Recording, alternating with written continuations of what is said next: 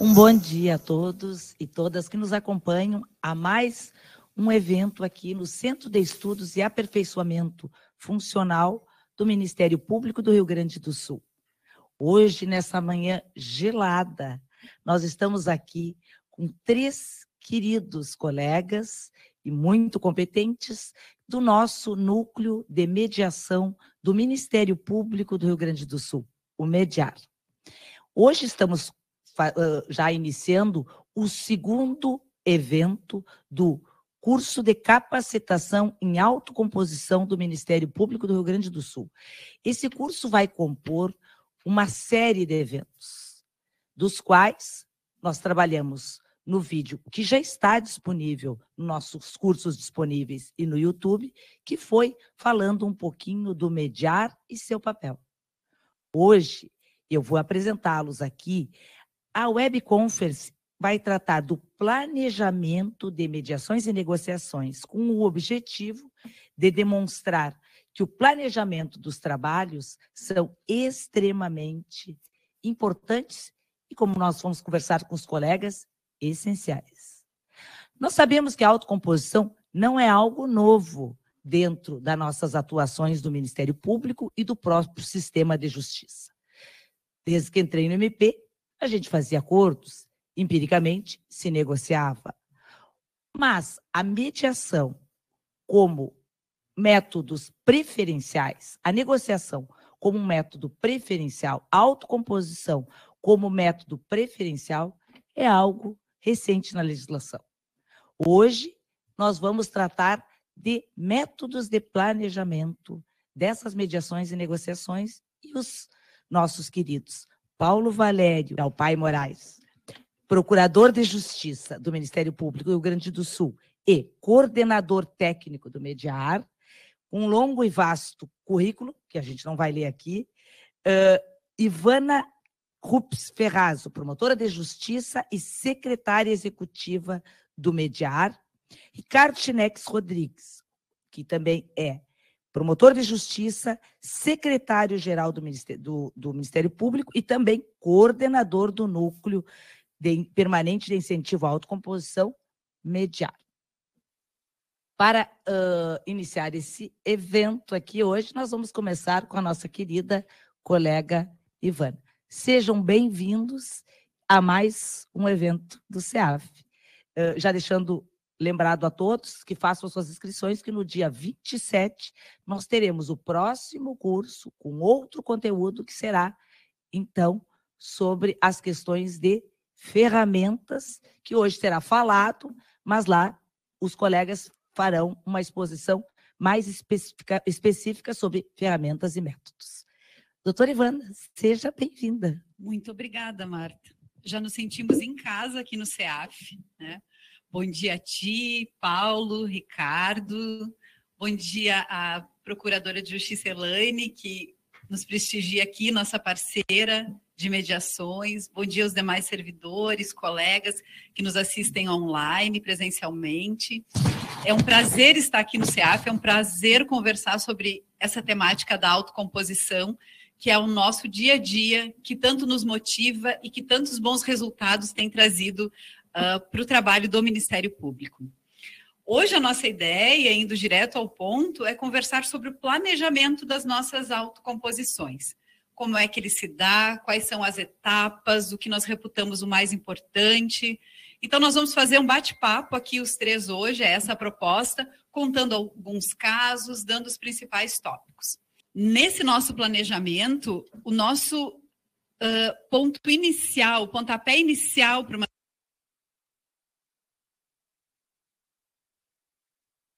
colega promotor de justiça ou colegas promotores de justiça, procuradores de justiça, que são os colegas líderes, como a gente chama. São aqueles que têm o poder decisório sobre o procedimento. E, de fato, o colega que trabalha no caso, ele é o nosso chefe, porque nós somos um serviço para o colega promotor, procurador de justiça. Então, conhecer o caso a partir da sua visão, num grande bate-papo, com perguntas e com trocas de ideia, é o nosso ponto inicial.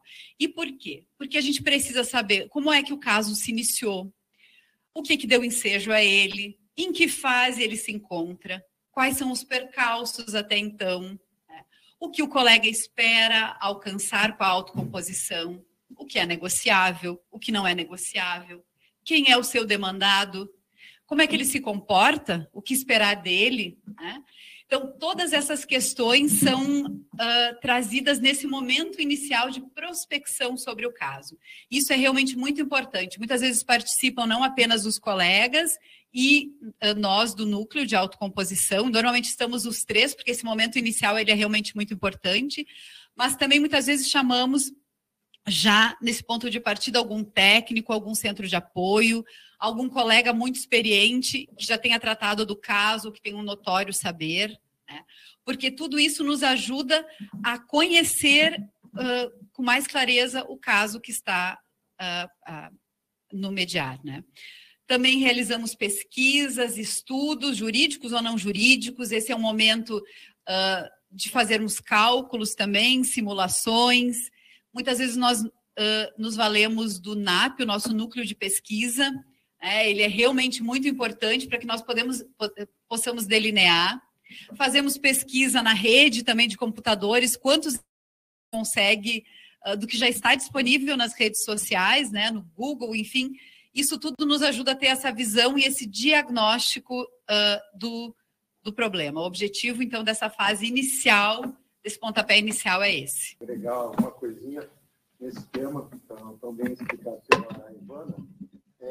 Aqui tem um diferencial que se realiza no mediar, tá? Nós sempre procuramos dar e trazer a dimensão humana, tá? Que é algo que não se tem trabalhado no Ministério Público há muitos anos. Então, trazemos a dimensão das emoções e dos sentimentos. E a Marta participou conosco, não é? Aliás, até pediria que participassem todas, porque ela é excelente. Ela fez um trabalho, depois nós vamos, quando chegar o slide, eu vou dizer para vocês o trabalho que ela fez, que é um trabalho espetacular mesmo, não é? Mas aqui nós prospectamos também a própria condição do colega, não é? Como ele está, não é? Porque é comum de os colegas eventualmente poderem estar de alguma forma envolvidos, profundamente envolvidos emocionalmente. Há situações em que são feitas petições adversariais, no sentido da suspeição, do entendimento do colega. Há situações em que há todo um envolvimento de mídia, que pode até, às vezes, levar a um espaço adversarial por calúnia, difamação contra os colegas. Então, tudo isso a gente tem que prospectar e prospectamos também se o colega tem outros colegas na comarca, né, porque, eventualmente, poderá haver a sugestão, não é, de se solicitar que um outro colega da comarca trabalhe junto, não é? E os colegas acolhem isso com muita humildade e profissionalismo, né? Então, essa é uma parte muito sensível. Aquela que nós fizemos durou mais de 2 horas, não é? E aí a gente vai também já estudando a linguagem não verbal do colega para saber o nível, não é, emocional que ele está em relação àquele caso concreto, né? Ali na questão dos especialistas e colegas com conhecimento do problema, aqui muitas vezes se chama os centros de apoio, porque os centros de apoio são integrados por colegas especialistas, ambiental, urbanismo. Temos trabalhado muito com o colega Maurício Trevisan, excelente colega, um amigo, né, nos ajuda muito, porque sabe tudo da área, e muitas outras áreas aqui. Eu peço desculpas por não poder citar todos. Então, esse aqui é o momento do diagnóstico. Uma pincelada também. E nesse momento aqui que a gente também, eu considero, acho que nós consideramos aqui a fase mais importante, porque aqui a gente vai ver também a transversalidade do problema apresentado.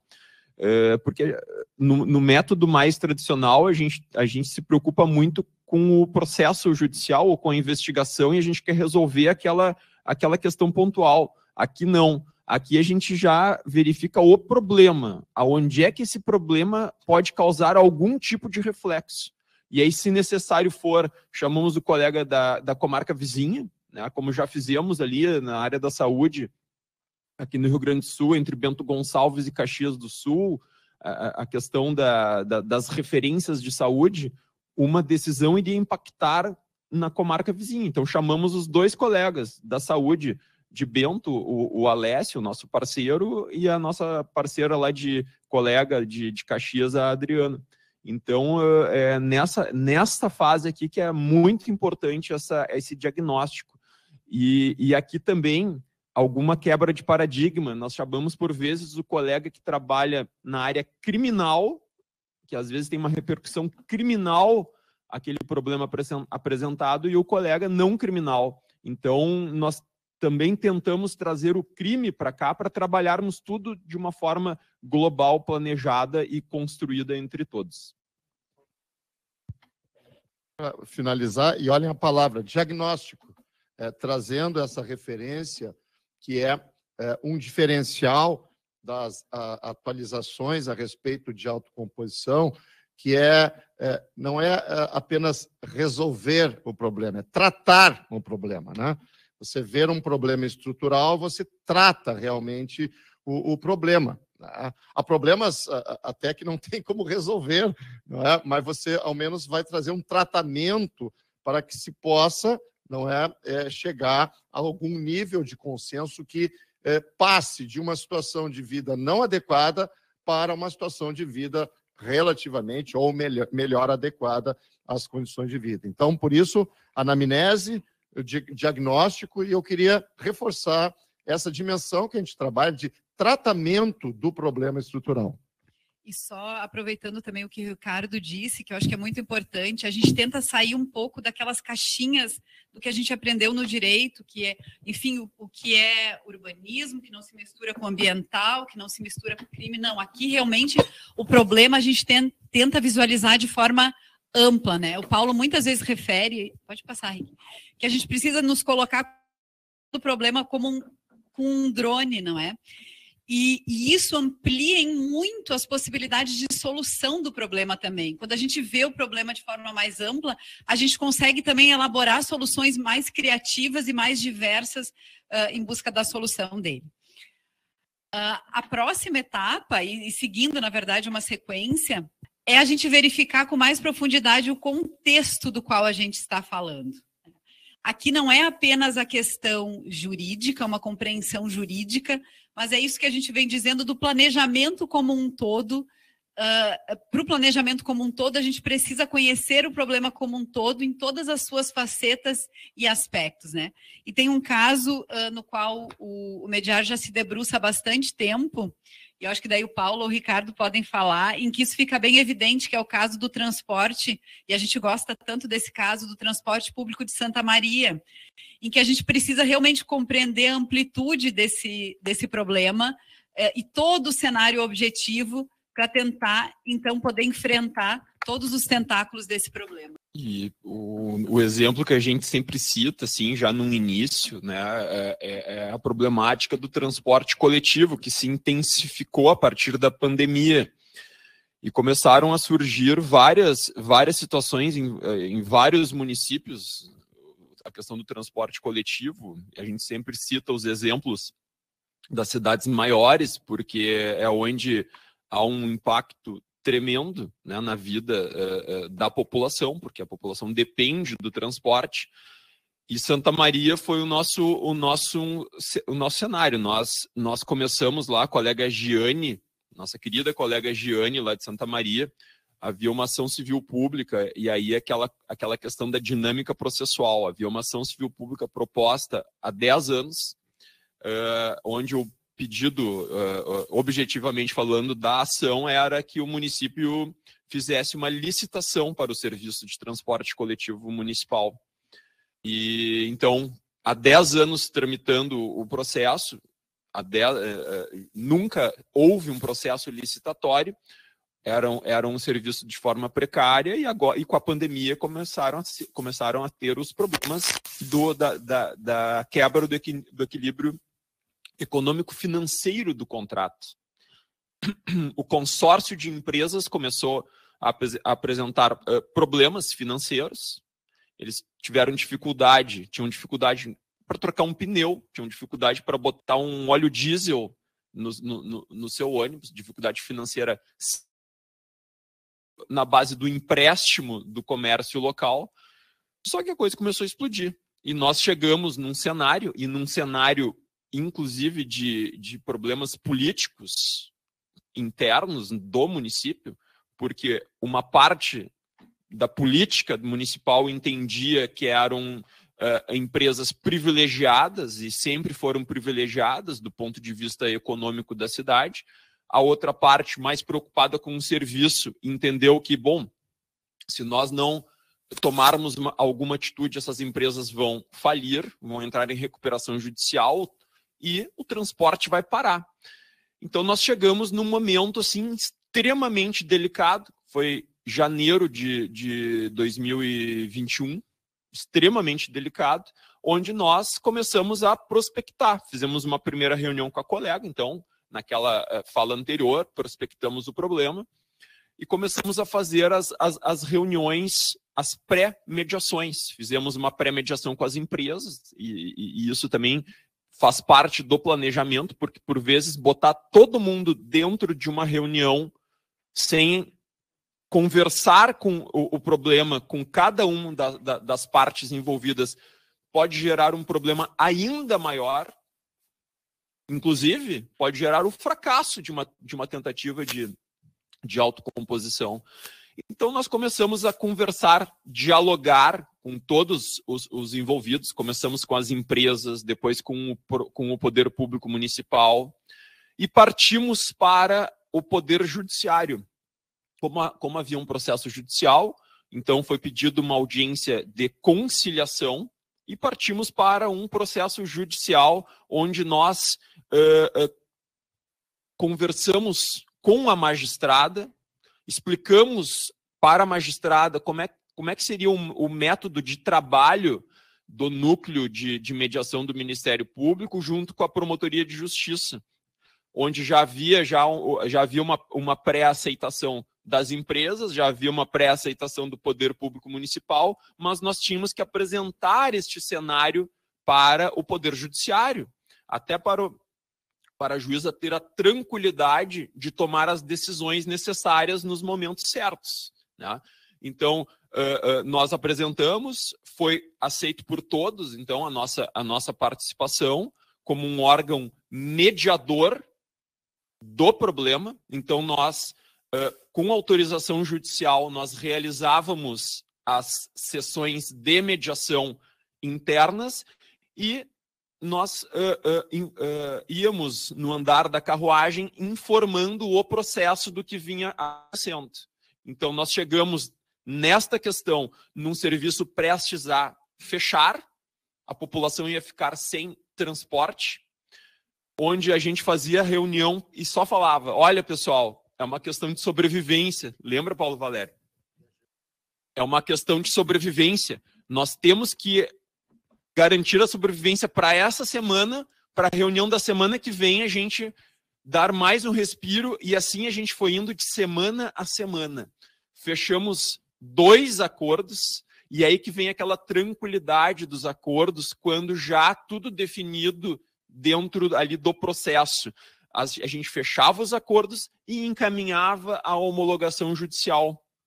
Os termos de mediações eram encaminhados à homologação judicial, dava uma tranquilidade, então, para todos os envolvidos, que nós não estávamos fazendo nada além do que foi combinado no processo, com a homologação judicial, porque era necessário, eram situações que não interferiam apenas naquelas partes celebrantes do acordo, mas em toda a comunidade. Então, era muito importante o efeito erga omnes daquele acordo, daqueles acordos, e a gente foi evoluindo e foi salvando financeiramente o sistema.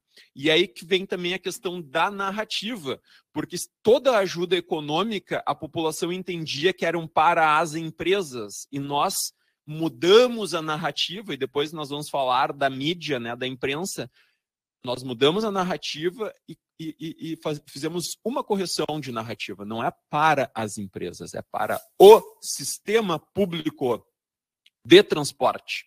É para, Paulo Valéry sempre falava isso, é para o trabalhador que acorda 5 da manhã conseguir pegar o seu transporte coletivo e chegar no seu trabalho. É para isso que a gente fez e que a gente estabeleceu os acordos necessários. E a partir daí, então, a gente foi, né, indo, galgando, e politicamente também inserimos a Câmara de Vereadores de Santa Maria neste cenário, porque entendemos que a Câmara de Vereadores tinha um papel muito importante nesse contexto do transporte coletivo, porque a gente começou a avançar nos problemas e avançar nas melhorias e na qualidade do transporte, e aí vimos que tínhamos que analisar as gratuidades, que tínhamos que analisar os reflexos dos aplicativos para o sistema, a questão da integração. Santa Maria tinha uma peculiaridade, a integração, ou seja, aquele ônibus, o segundo ônibus que o trabalhador pegava para ir ao seu trabalho tinha 100% de isenção. Então, não se cobrava. Então, se fez um teste, colocou a cobrança da integração com 50% do valor. Se debateu custos, se repactuou custos, se analisou 10 cenários possíveis em relação a custos, junto com a Secretaria de Transporte lá do município, Secretaria de Mobilidade Urbana.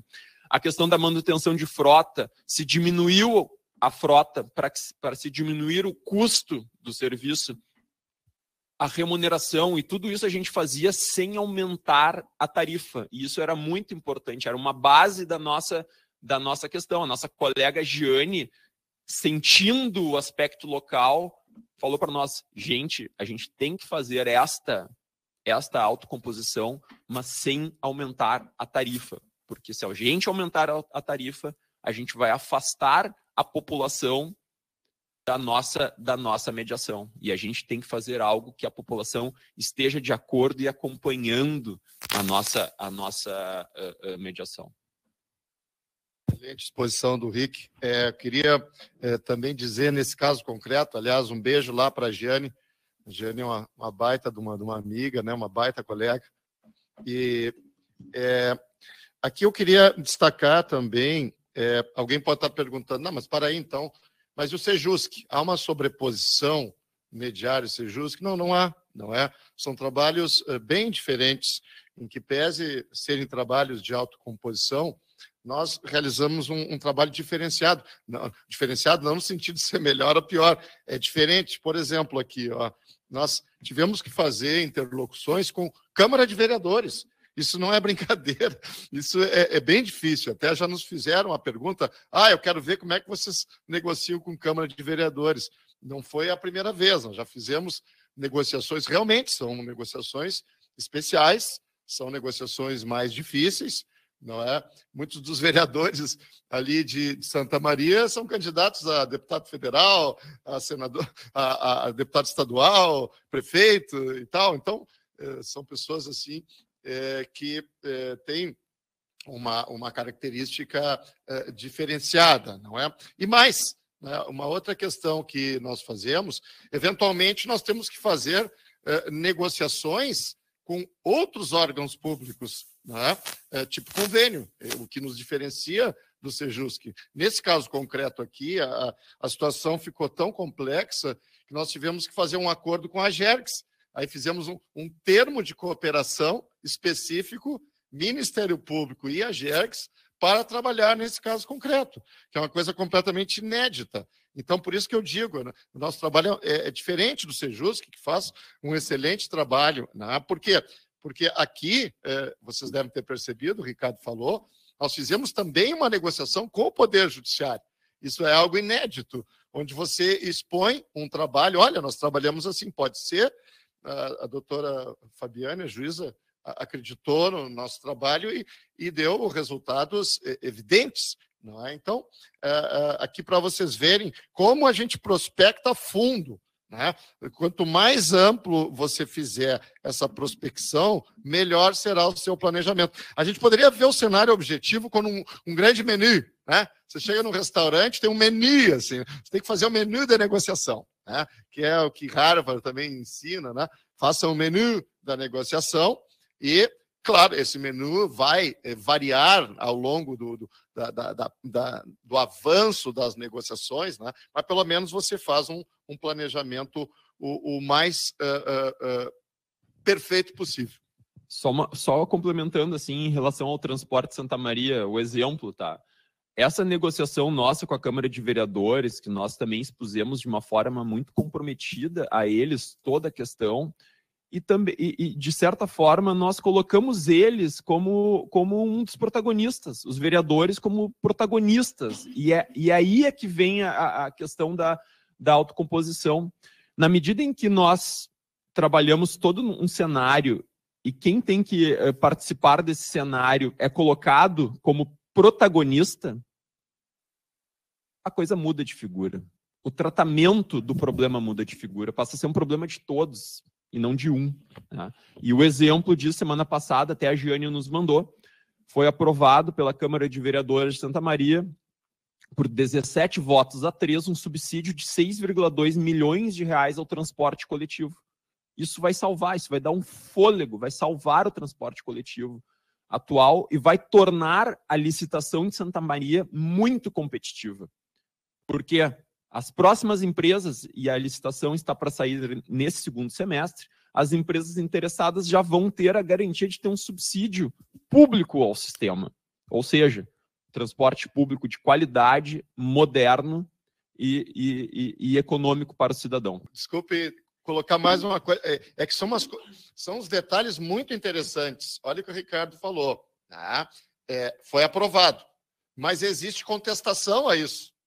Existem contestações até políticas e técnicas em relação à aprovação desse projeto.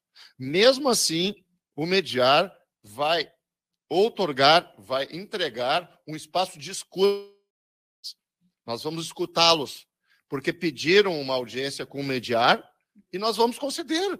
Olha, como poderiam dizer não querem conversar conosco, vamos conversar. Então, esse espaço de escuta também é uma medida restaurativa. É isso que a gente diz, isso é um outro diferencial que a gente traz em relação ao Sejusc, não na dimensão de ser melhor ou pior, quero deixar bem claro, o Sejusc faz um excelente trabalho, mas um diferencial onde você oferece um outro método autocompositivo, que é de restauração, escutar as pessoas. Né? A gente já realiza isso em outros casos concretos, de homicídio, por exemplo, onde a gente escuta os pais, os irmãos da vítima que faleceu, e olha, é transformador como as pessoas se sentem respeitadas. É claro que ninguém tem o condão de acabar com uma dor dessas, mas como é importante mostrar um órgão público o respeito pelo ser humano. Isso, para mim, é um grande diferencial. De fato, a escuta, né? A gente sabe, isso a gente vai tratar mais, fazer propaganda já para o nosso próximo episódio, que é o episódio das nossas técnicas, né? A escuta é uma das grandes técnicas também para autocomposição e para negociação, para a gente compreender o outro e poder avançar da melhor forma na negociação. E o próximo passo no nosso cenário de planejamento é o que o Ricardo já adiantava, a definição do nosso cenário subjetivo. E o que é isso? É estabelecer quem de fato são as partes interessadas. Os stakeholders, como a gente chama, né? O que vem da tradição norte-americana, porque todas essas devem ser consultadas. Esse não é um conceito jurídico, esse é um conceito que sobrepuja o jurídico. Por quê? Porque todas as pessoas ou todas as organizações ou instituições que podem ser afetadas pelo acordo ou que podem contribuir significativamente para ele ou então prejudicá-lo, elas precisam ser incluídas no espectro da negociação. e consultadas, inclusive, porque senão elas podem colocar em risco a fase seguinte, que é a fase da implementação do acordo, né? Então, desde outros colegas que são necessários e precisam contribuir, porque muitas vezes o problema que é olhado dessa forma ampla, ele atinge colegas de outras comarcas ou de diversas áreas de atuação da instituição, né? Nós temos ou instituições parceiras, nós temos o caso aqui de uma escola de Santa Maria está em muitos casos do Mediar, né? Nós temos uma escola cujo prédio é um prédio tombado pelo IFAI, é um prédio histórico, importantíssimo na história do Rio Grande do Sul. Né? E o que nós percebemos é que, além de trazermos a Secretaria de Educação, a Secretaria Estadual de Educação, nós precisávamos incluir a Coordenação Regional da Educação, a Secretaria de Obras, o próprio IFAI, e, inclusive, nos demos conta que nós precisamos fazer mediações internas desses diversos órgãos. Então, a Secretaria de Obras não conversava muito bem com a Secretaria Estadual de Educação. Então, nessas nossas interlocuções, precisamos dar um passo atrás. Bom, vamos agora restaurar, conversar com essas instituições. São uma mesma instituição, Estado do Rio Grande do Sul, mas representado em diversas secretarias. O IFAI não se entendia com a Secretaria de Obras. Bom, precisamos consertar essa situação, harmonizar essa situação para que o nosso objetivo, que é o avanço, para que haja a restauração, a conservação desse prédio importante, ele seja alcançado. Então, esse olhar amplo, ele precisa ser tomado sempre, nós precisamos sempre estar atentos e, às vezes, mesmo com bom planejamento, nós nos damos conta, no curso da nossa negociação, já de que isso é importante. Então, tomamos fôlego, olhamos todos os interlocutores necessários e os incluímos à medida que eles vão surgindo. Muitas vezes, embora uma secretaria estadual de meio ambiente, por exemplo, esteja junto, nós precisamos incluir também a FEPAM, que é o órgão técnico, né? Da mesma forma, o TCE, tratamos de uma questão de improbidade, mas o TCE, que é o nosso órgão técnico, nos dá a tranquilidade para seguirmos naquele caminho ou alterarmos o curso. Ou então a AGERGS pode ser muito importante, como foi nesse caso de Santa Maria, porque esses órgãos técnicos e nossas instituições parceiras também, seja na fiscalização, como é a AGERGS, o TCE, elas precisam compor o nosso grande espectro da negociação e da autocomposição. Também temos um caso importante agora em Sapucaia, né? Precisamos olhar não apenas para a questão jurídica ou para as nuances jurídicas, e tudo isso para esse cenário objetivo, mas para as comunidades abrangidas pelo acordo que nós estamos fazendo, né? Então, está em curso um grande e importante acordo levado por colegas do meio ambiente do Estado, né? Numa região importante de Sapucaia e de São Leopoldo, em que, embora muito bem formatado o acordo, agora surgem questões colaterais, mas extremamente relevantes relacionadas a comunidades que ali vivem, nesse ambiente em que foi proposto o acordo e que, sim, porque não foram ouvidas no curso do processo, agora sim surgem com relação ao acordo que são feitos. Então, a escuta realmente de todos os possíveis afetados podem contribuir ou prejudicar um acordo e sua implementação, ela é realmente essencial nesse momento e nesse planejamento subjetivo, não é? Também as instituições de assessoramento, então universidades muitas vezes podem contribuir, conselhos profissionais, enfim, precisamos também ser criativos e muito atentos para imaginar todo esse cenário necessário. E aqui só dá uma pontuada.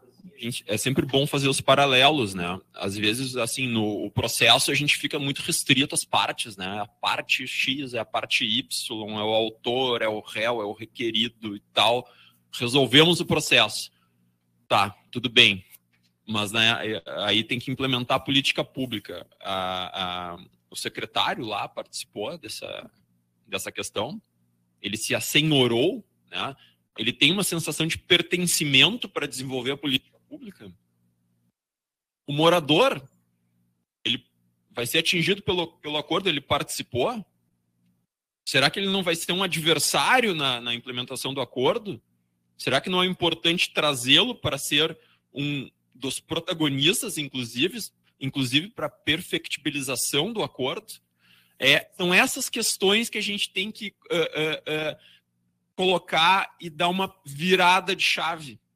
porque nós temos sempre que pensar na implementação. Nós não nos preocupamos muito com a forma, né? Muita forma.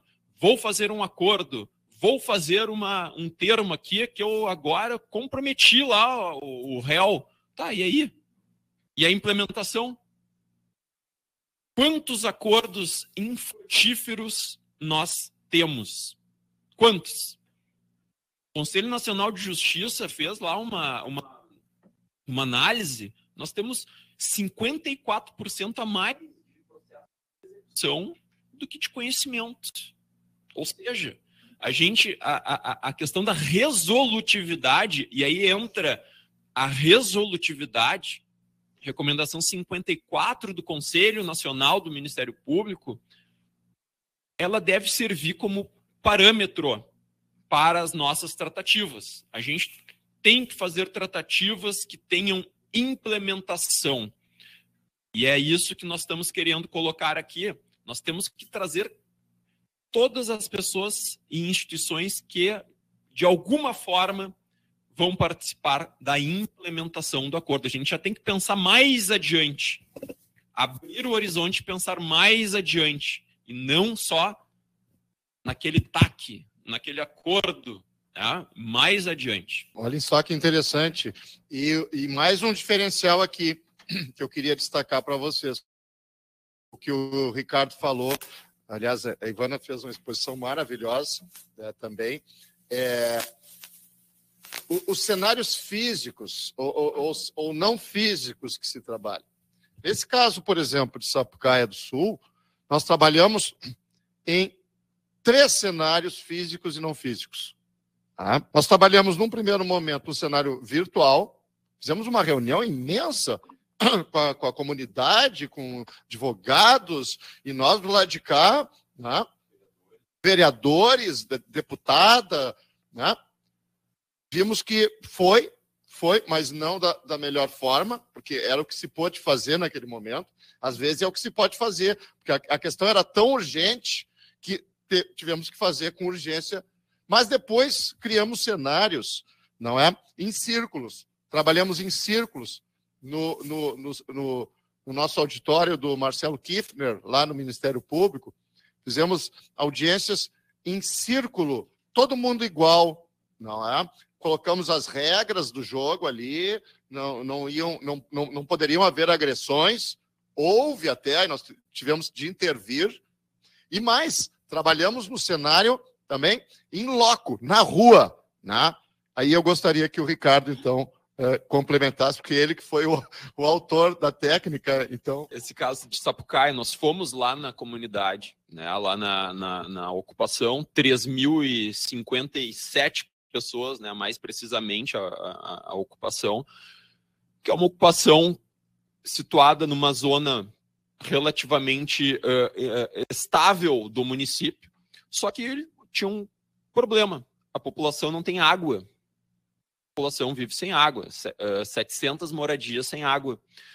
E, de alguma forma, nós precisávamos assim, agir de uma forma mais urgente em relação à água e tentar tirar o foco, porque o foco sempre foi, mas se a gente resolver a água, a gente vai dar estabilidade àquela ocupação que vai pleitear a regularização fundiária, que vai, de alguma forma, obstaculizar a implementação do acordo, e que vai, e aí era um dominó, e é tudo assim, e a gente, não, para aí, pessoal, assim, água, a gente vai falar de água, a gente não vai falar de regularização fundiária, a gente não vai falar de estabilidade, a gente vai trabalhar realmente de forma precária, nós temos que resolver a água.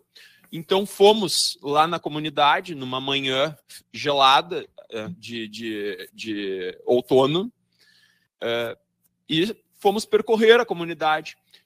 E no centro da comunidade, tinha um local que foi destinado para uma futura praça.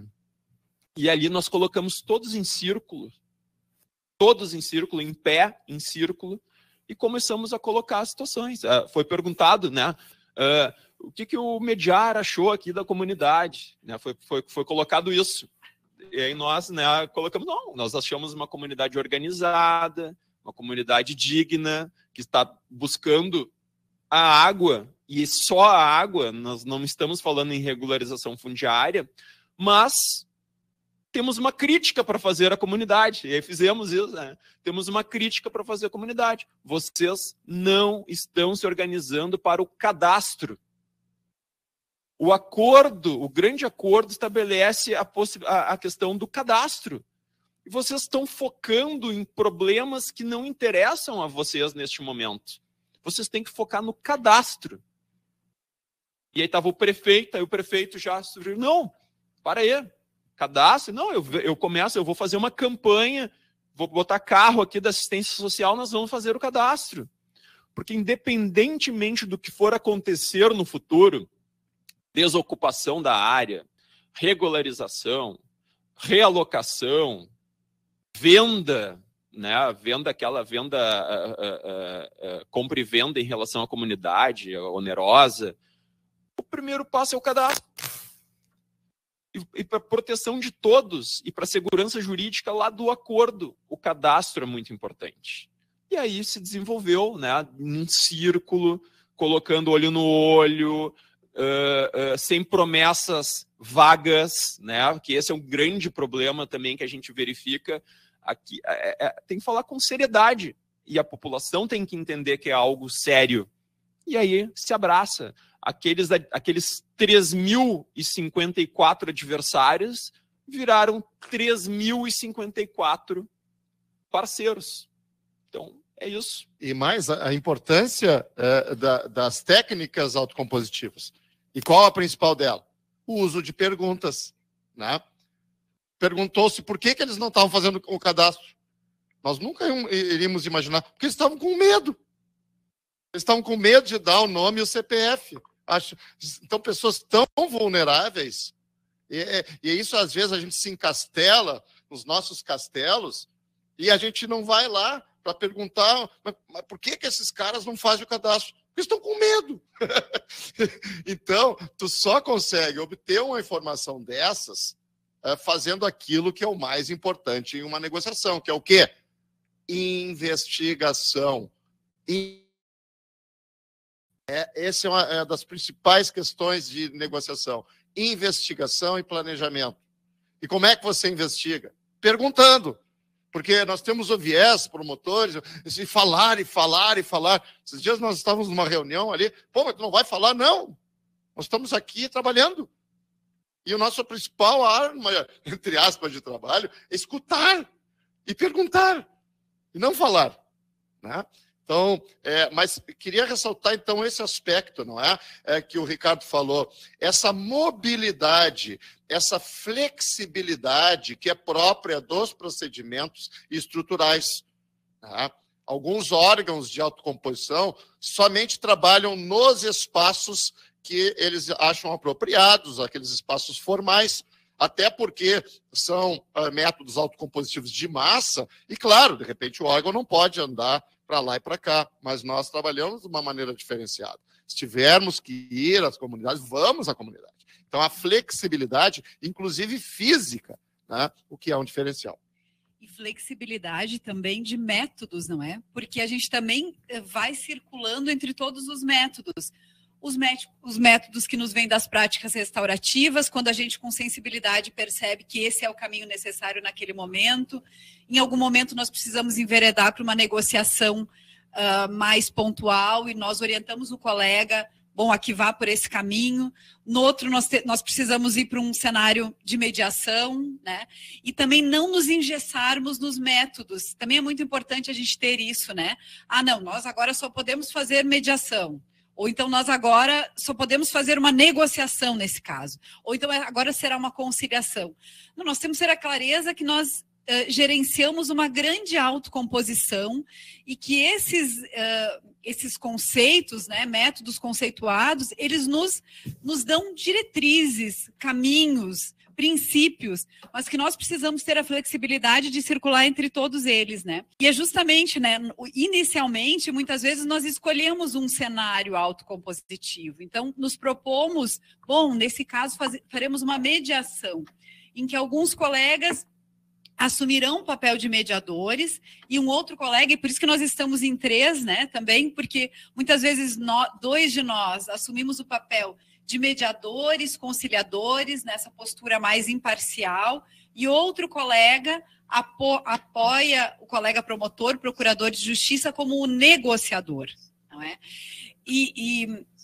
Enfim, não sei se é importante a gente tratar um pouco da diferença entre esses métodos, né? Talvez isso até venha em outros momentos, mas só para que fique claro, a negociação é aquilo que todos nós fazemos no dia a dia, né?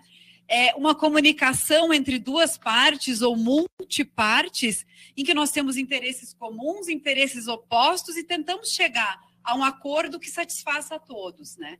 Já quando a gente entra num cenário de mediação e de conciliação, a gente agrega a essa negociação direta um terceiro imparcial, não interessado, que busca facilitar o diálogo, prestando atenção em tudo que está acontecendo, equilibrando as pontas para que se chegue ao melhor resultado, ao melhor acordo. Muitas vezes a gente sequer precisa chegar a esse acordo, mas a gente facilitando essa comunicação já é um grande resultado e facilitando as relações, né?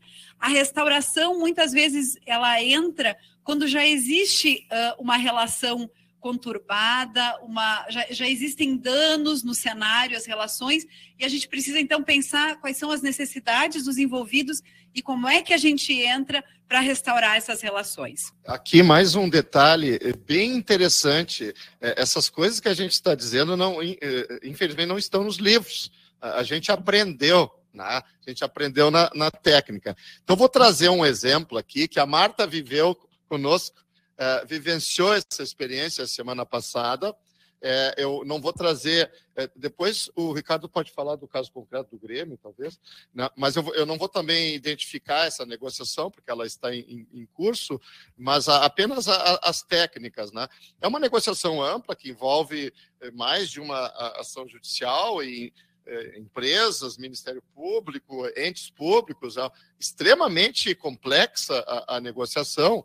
E o nosso colega nos pediu que nós entrássemos nessa negociação no formato de negociação. Então, nós entraríamos como negociadores ao lado do colega. Tudo bem. Só que num determinado momento, por uma série de dinâmicas que acontecem, não é? As comunicações entre todos não estavam acontecendo da melhor forma. E nós identificamos isso. E percebemos que o cenário polarizado, o Ministério Público de um lado, conosco de um lado polarizados, e vários outros em outro lado, não estava sendo benéfico. Então, aí se usa a técnica da transposição, não é, informada, de uma técnica para outra, consensualizada, e nós criamos um cenário assim de mediação mesmo, tá? Um cenário de mediação que alguns poderão falar que é uma mediação que não é facilitadora, é uma mediação como? Avaliativa, né? Me faltou a palavra, avaliativa. E como a coisa estava muito conturbada, a Marta participou conosco, nós a identificamos como mediadora também, e disse, olha, pessoal, houve coisas aqui complexas e nós estamos sugerindo a possibilidade de criarmos um cenário diferente, onde nós iremos atuar, não é, como mediadores. Eu, a Ivana e a Marta. E o Ricardo ficou mais numa posição de negociador, tá, junto ao colega. Tá? E buscamos o consenso entre vários advogados, entes públicos, procuradores. Pode ser assim? Eles podem. Né? E aí começou a coisa. E nós ali numa postura imparcial. Como é que vocês podem ser imparcial? Bom, aí vai da técnica de cada um. Por isso que você tem que estar capacitado para buscar, e disse a eles, procuraremos ser o mais imparcial que seja possível. Né? E assim, então, nós equilibrávamos as conversas, né? E chegou num ponto que a coisa meio que travou, e aí eu passo a palavra para a Ivana. O que ela fez? E aí, e de fato, né, como é que nós podemos ser mediadores se nós fazemos parte de uma instituição, enfim, que também representa o papel de negociador? É porque nós tratamos dessa negociação ou dessa mediação no ganha-ganha. Nós procuramos realmente satisfazer o melhor interesse das partes. É essa a nossa visão. Isso não é muito difícil quando a gente pensa na missão do Ministério Público, não é? Porque sequer o promotor negociador está num papel de ganha-perde, né? Ele está no papel de ganha-ganha também. Então, o que me ocorreu naquele momento foi fazer uma proposta. E uma proposta no sentido, inclusive, que já se delineava oposto ao que o colega e as instituições públicas parceiras desejavam. Mas, de qualquer forma, pareceu muito importante para que se pudesse avançar.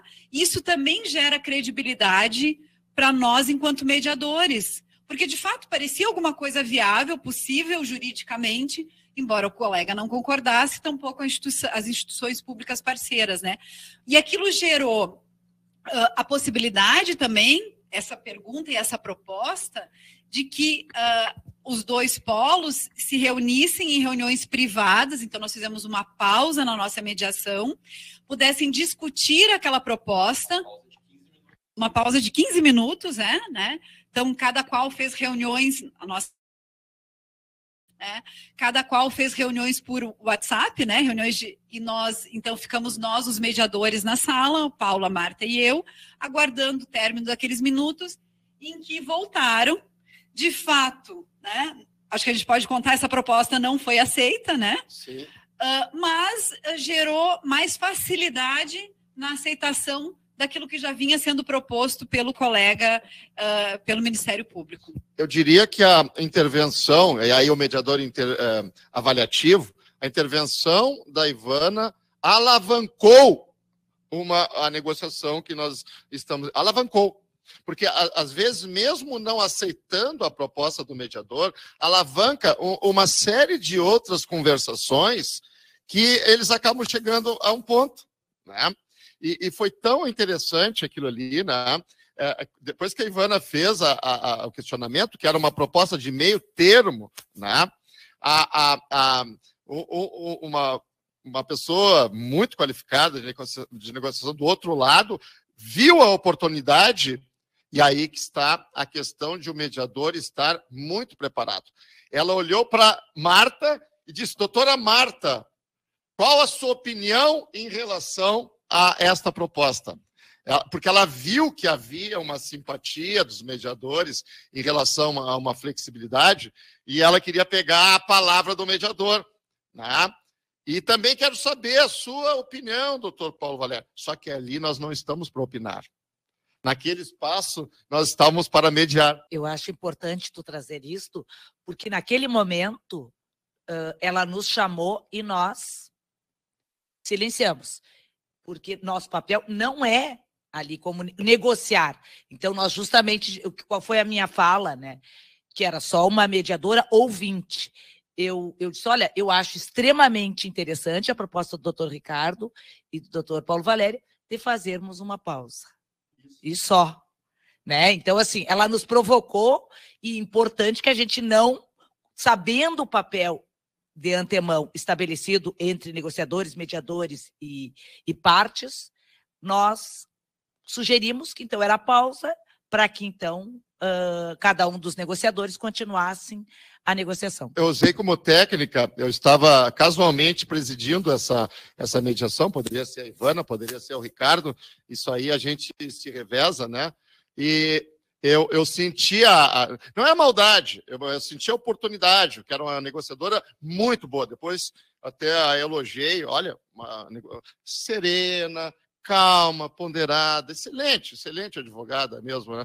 Mas aí, como eu vi que tinham várias pessoas que tinham levantado a mão ali virtualmente para falar, doutora tal, primeiro eu tenho uma prioridade aqui, porque eu não queria que chegasse a palavra na Marta. A Marta, isso que ela falou foi bem depois, né? Aí falou um advogado, aí depois falou mais um outro, né? Aí eu declarei, disse assim, doutora fulano de tal, não é? Na realidade, o que eu fiz aqui foi uma técnica para nós não darmos a nossa opinião, Tá? Eu expus com transparência, por quê? Porque nós estamos aqui com mediadores. Tá? Então, não tem problema, tem que ser sincero, tem que ser verdadeiro, e não assim, simplesmente ela fez um questionamento para nós darmos a opinião e nós esquecemos, passamos por cima, atropelamos a pessoa. Não, doutora, nós não demos a nossa opinião, porque nós estamos aqui numa condição de imparcialidade. Tá? O que foi mostrado também quando a Ivana fez uma proposta. Pô, mas como é que pode mediadores do Ministério Público serem imparciais? Fez uma proposta que não era compatível com o que os colegas estavam postulando, e isso mostra a todos o grau de imparcialidade necessária que alavanca. Isso que é a magia da mediação. Alavancou a negociação. Foi incrível a intervenção da Ivana. E eu vou dizer que dá um certo frio na barriga uma proposta que a gente sabe que pode, inclusive, desagradar o colega, né? Mas parecia uma proposta justa e razoável, né? E em tom de pergunta, de fato, não é? E essa pausa também foi essencial, e aí o Ricardo foi fundamental, porque ele foi para o grupo com o colega e com os demais entes públicos que participavam dessa negociação desse lado, e ele conseguiu também tranquilizar e organizar esse lado da negociação, esse braço da negociação, porque ele percebeu isso, para que eles voltassem com uma linguagem mais amena, que a viabilizasse, que alcançassem aquilo que desejavam, né? Então, acho que essas pausas, elas de fato, elas são muito importantes, né? Sim. Viabilizam várias possibilidades e trouxeram o êxito, enfim, naquilo que se desejava, né? Só um detalhezinho da pausa, desculpe, Vicky, só um detalhe, a técnica da pausa, claro, o mediador tem que ficar online, os outros saem e você fica ali. Tem que ficar ali. Você não pode sair também, senão vai. Onde é que foi esse mediador? Será que está conversando com os colegas dele? Será que não sei o quê? Não. Nós ficamos os três ali. Então, só para explicar como é que se faz essa técnica. E colegas, assim, outra situação, sempre coloca, o mediador não pode respirar, o mediador não pode falar, o mediador não contaminar com o problema. Gente, assim, a prática demonstra que isso é muito prejudicial ao andamento de todas as tratativas. O mediador, ele é um ser humano, ele está ali vivenciando as emoções das tratativas. Ele é uma das peças fundamentais naquele tabuleiro. Então, aqui nós usamos essa técnica da mediação avaliativa e não da mediação facilitadora. Por quê? Porque entendemos que a mediação facilitadora transforma o mediador ali num boneco, né? Num boneco. Ele não fala, ele não respira, ele só dá a palavra. Com a palavra A, com a palavra B, o que B achou do que A falou, o que não sei. E aí vira algo interminável, né? O mediador avaliativo não. O mediador avaliativo, ele está analisando, ele tá olhando o que cada um está falando. E a partir da fala de cada um, ele vai fazendo essa técnica que nós colocamos aqui, que a Ivana fez, vai fazendo perguntas a partir do que cada parte falou. Porque o que vai acontecendo? Vai objetivando o diálogo. Objetivando o diálogo. Porque a gente quer ser resolutivo. Entendemos que aqui no mediar, a melhor técnica da mediação é essa mediação avaliativa. De fato, porque nós somos seres humanos, a gente já sabe isso, a gente sente, a gente se envolve, né? Não podemos estar ali como um fantoche, preciso ser imparcial, para que lado eu vou, quando de fato a gente está presente e quer resolver a situação, né? Nas práticas restaurativas, ou para quem lida com isso, talvez seja inclusive mais fácil, porque num círculo de construção de paz, que é uma das principais técnicas que se usa, também o facilitador se coloca, né? As perguntas são lançadas igualmente para o facilitador, que é um sustentador daquele diálogo para que se conquiste, né, idealmente, uma solução para a situação. Então, na fase 3 do planejamento, e já vemos falando sobre isso, né, está essa distribuição de papéis. Nós precisamos definir, no início dos trabalhos, como nós, mediadores do núcleo, vamos atuar, né? E deixar isso claro para os nossos interlocutores no cenário da autocomposição. Ó, Paulo e a Ivana, então, são mediadores, nesse caso, fazemos essa proposta, que não deixa, que é sempre uma proposta que precisa ser aceita, e aqui o colega e o Ricardo, né, são os negociadores, ficam no elo da negociação. Né. Importante, quando nós contamos com observadores, muitas vezes outros colegas do mediar são nossos observadores. Nesse caso que nós estamos relatando, a Marta foi uma observadora, e isso favorece muito no final da nossa sessão de mediação, que a gente possa contar com esse feedback do observador, que analisa como cada um de nós desempenhou a sua função, analisa o cenário completo, analisa todos os interlocutores, nos ajuda a fazer uma autocrítica para que nós possamos sempre nos aprimorar, porque normalmente nós fazemos uma sequência quando a sessão acaba, para que nós possamos fazer essa análise do que se operou, que mudança de curso nós precisamos, né? Também termos colegas apoiadores é muito importante, como nós já dizíamos, os centros de apoio funcionam muito assim.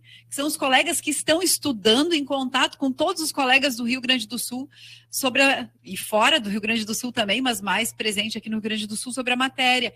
Então, eles nos são muito caros, porque a gente verifica, e com relação a essa mediadora, essa negociadora que o Paulo exemplificou do outro lado, que quando a gente detém o conhecimento, que quando a gente está tranquilo sobre os nossos limites, a gente também está mais tranquilo para estar presente numa negociação. Então, os colegas nos dão essa tranquilidade, porque a gente pode ter sempre essa interlocução livre para nos dizer, olha, esse caminho é possível, esse aqui não é. A jurisprudência mais recente nos diz que esse não é um critério adequado, né? Porque a gente sabe que encontrar critérios justos, né, e legítimos entre todos é sempre muito importante. Então, os nossos apoiadores, os nossos observadores e essa alternância de papéis, essa existência desses papéis nos dão muita segurança para que a gente consiga conduzir da melhor forma os nossos cenários de autocomposição. Até queria propor que a Marta fizesse todas as mediações com a gente, porque o papel que ela realizou ali foi fantástico. Né? E realmente, não estou aqui para jogar confete, porque eu já disse em algum momento aqui, não é, que, citando Renato Hirata, né, a gente trabalha na perspectiva do ser, sonhar, executar, mas reavaliar, né, que é um dos grandes problemas da nossa instituição. Nós reavaliarmos nossas posturas. A humildade, eu sempre chamo humildade altiva, né? Com altivez, né? A humildade profissional. Né? Então, nós ficamos impressionados, eu e a Ivana, né? Depois dessa mediação, a Marta ficou, acho que uns 40, 45 minutos, traçando um perfil de cada um dos negociadores e dos mediadores. Inclusive nós, o que tu achou? E ela foi tão minuciosa, depois a Ivana me ligou, cara, olha o que é a Marta, né? A precisão, eu fiquei chocada, né? Como a pessoa analisou bem determinados perfis. É quase um CSI, né? Não. Na realidade, o que é importante, quando eu fui convidada para fazer o papel do apoiador, qualquer um colega poderia fazer. O que eu fiquei responsável, né, já que eu não estava focada no mérito do processo, não era nosso papel. Então, assim, ó, o tom de voz, olha, de quem tem um tom de voz, quem me conhece, alto. O tom de voz dos negociadores. Um dos negociadores, né, que é um colega muito competente, tinha um tom de voz sereno. Eu achei que fez muita diferença. O outro, um dos participantes, também é um colega de renome, mas estava com um tom de voz, naquele dia, ríspido, forte. E eu estava observando, quando ele entrava com um tom de voz muito forte, dificultava um pouco a questão do planejamento da mediação. O tempo de fala, as inserções. Então, assim, ó, lógico, né? Eu aqui já fiz algumas observações, eu sou a rainha do planejamento no papelzinho. Então, eu acho que até aqui nós estamos falando de tempo, envolvimento da equipe, organização do cenário, elencar os sujeitos, flexibilidade dos métodos, imparcialidade, neutro, mediador, emoções. E eu acho que alguém... o que nós estamos falando? Uma equipe muito pequena é difícil. Por isso, a chamada do mediar é importante. Eu estou na minha comarca, sozinho, uma mediação enorme. Quando se chama o mediar, foi isso que foi tratado aqui no outro evento, agrega-se quantos colegas for necessário, porque o Ricardo, Paulo Valério e a Ivana, não só os membros natos ali do mediar, e nós que somos membros, pode chamar outros colegas, como eu disse, da outra comarca. Eu acho que é isso, né? Porque parece que eu fui lá dar uma espiadinha, mas não é. É importante que alguém observe a parte mais subjetiva. E outra questão, assim, o dia a dia, né? Às vezes o colega está com aquela matando um leão por dia, entre aspas, né? Como se coloca aqui no Rio Grande do Sul. E o colega, ele não tem tempo daqui a pouco de chamar o mediar, não tem tempo de conversar com ninguém. Então, isso que a gente coloca, ele também, de alguma forma, serve para preparar o colega individualmente falando a ser versátil, a ser um promotor de justiça versátil em relação às suas tratativas de resolutividade. Porque os problemas se apresentam. A gente sempre cita aqui o exemplo do Adrio, né? Um caso específico lá de Caxias do Sul, que era um problema, um grave problema ali em Caxias do Sul, em que ele colocando, assim, deu para ver que ele foi um mediador, ele foi um conciliador, ele foi um negociador, ele foi restaurativo, um início restaurativo, chamou todo mundo, mediou, conciliou, negociou quando tinha que negociar. Então, aí que está. Então, não é uma questão, de novo, de rigor, mas depois que nós construímos e consensualizamos a divisão de papéis, não dá para atravessar o samba, como a gente diz, não é? Não dá para o colega que é, digamos lá, observador ou apoiador técnico atravessar o samba e daqui a pouco ele se converter no negociador de um lado. Isso aconteceu em casos concretos, né? Não vamos dizer aqui, porque nós somos curiosos, promotores, servidores, queremos resolver o caso concreto, e às vezes você avalia que o mediador ele possa estar se parcializando em relação a um lado ou outro. Pode ficar tranquilo. Nós sempre temos um comediador, ou é a Ivana, ou é o Ricardo, que vai dizer para o mediador principal, o presidente, não principal, presidente, não é principal. Olha, eu acho que tem que primar um pouquinho mais para o lado de lá. Não é? A gente faz esses ajustes internos. Olha, acho que nunca aconteceu até entre nós, que a gente é tão imparcial assim que não me lembro, né? Mas então isso que eu queria dizer, não dá para atravessar o samba, cada macaquinho no seu galho, né? Então, quando a coisa foi definida ali, né, vamos procurar seguir. Toda essa fase inicial até aqui, essas entrevistas com os colegas, estudo do caso, a visualização do cenário objetivo e subjetivo, nos permite decidir se serão necessárias pré-mediações antes que nós proporcionemos o encontro de todos os envolvidos. E, de fato, nós temos visto que as pré-mediações são muito importantes, né? Em negociações complexas, em que nós precisamos compreender exatamente quem são nossos interlocutores, quais são os seus interesses, né? Se eles podem, de fato, aderir ou não à nossa mediação, até que ponto, por que caminho nós vamos. São realmente muito válidas essas pré-mediações. E é claro que elas precisam ser explicadas, porque às vezes, isso a gente percebeu já em algumas instituições públicas, elas dizem, mas escuta, como é que não chamaram ainda o outro lado? Tipo assim, às vezes até eu já estou pronta aqui para a briga.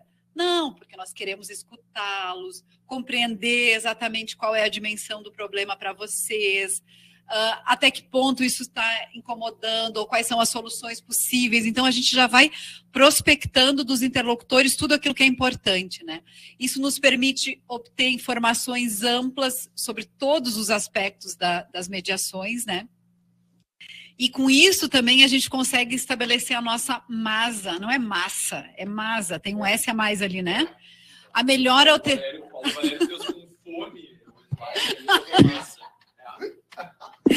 Não sei se ouviram, o Paulo Valério fez com fome o slide, enfim. A nossa melhor alternativa sem acordo. Por quê? Porque a gente vai para uma negociação imaginando que a negociação é o nosso melhor caminho para chegar ao resultado. Mas certamente existem outros caminhos ou outras alternativas. E quando a gente conhece quais são as nossas alternativas, muitas vezes é uma ação judicial, né? Até, a gente tem mais poder no espectro onde a gente vai, né? Então, quando a gente conhece a nossa masa e a masa dos outros, a gente consegue também ampliar as nossas possibilidades, não é? E dentro dessas informações que a gente tenta colher, está exatamente conseguir compreender quais são as motivações de todos os envolvidos. Quais são as finalidades do ato ou do resultado final que eles buscam, né? Isso nos dá mais capacidade de melhorar a interlocução entre todos os envolvidos. E esse exemplo que a gente colocou ali, a lei municipal do novo plano de carreira de determinado município aqui, foi Horizontina, né, município aqui do Rio Grande do Sul, terra da Gisele Bündchen. Para quem não conhece o município, conhece a Gisele Bündchen, né?